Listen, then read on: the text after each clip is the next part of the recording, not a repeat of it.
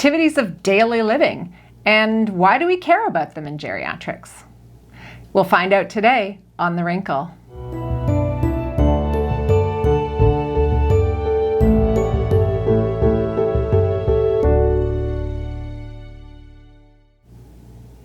So, activities of daily living, they sound kind of basic, and they really are. The way to think about it is, imagine that you're getting up in the morning. What are the things you have to do to start your day? So you have to transfer, get out of bed. You have to walk, usually to the bathroom where you have to use the toilet, and then maybe have a shower or otherwise perform your daily hygiene. Then it's down to the kitchen for eating. In between, you might have gotten dressed. So those are all the basic activities of daily living. The instrumental activities of daily living are sort of a level above what the basic ones are. So there are things like shopping, preparing a meal, doing your finances, figuring out and executing on transportation, whether that be driving or taking public transportation. Things like using the telephone or other gadgets. Those are instrumental activities of daily living. We always ask about those in the geriatrician's office. It's an important way of measuring function. So a person who's living with dementia often has difficulty with those activities of daily living. And it starts with the instrumental ones.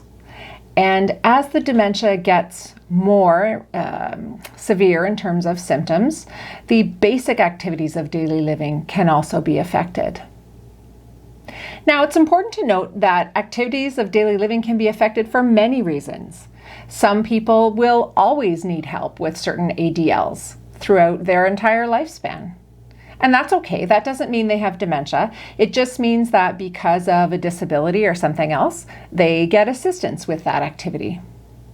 But when it goes from a person performing an activity independently to needing help with an activity, then that's a change that we usually need to explain.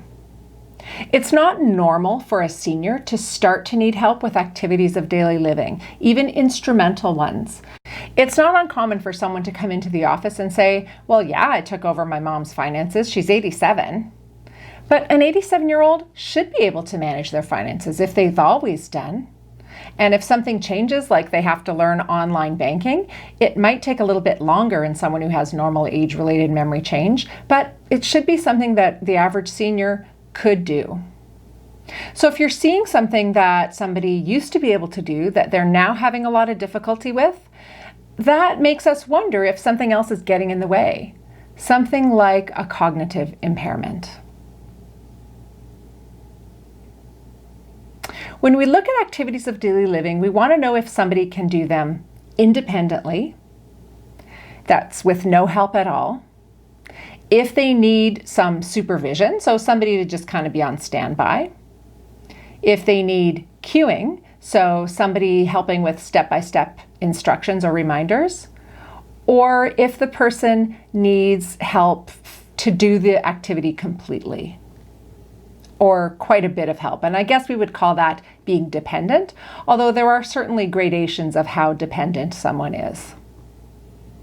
If you go to see a geriatrician, they will most likely go through that checklist of activities of daily living and try to ascertain whether or not the person is independent or has some degree of dependence, and whether or not that's a change. There are different scales that we use for measuring how dependent somebody is with their activities of daily living. And I'll put up some slides that demonstrate some of these scales.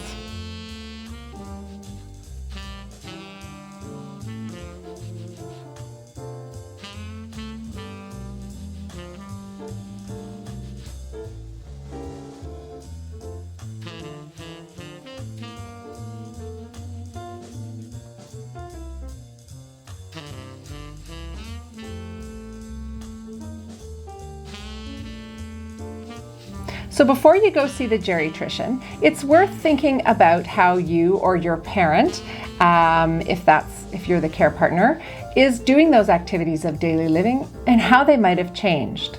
A geriatrician will want to know that. Are you getting enough wrinkle? Let me rephrase. Are you getting enough of the wrinkle? If you like this video, please hit the thumbs up, and if you didn't, give it a thumbs down, but please hit the subscribe button and the little notification bell, and that way you'll never miss a video. We do upload twice a week, and we have our Geri Minute on Twitter and Facebook twice a week as well. All the links are below. I'd love to hear from you. Please leave a comment, and I'll see you next time on The Wrinkle.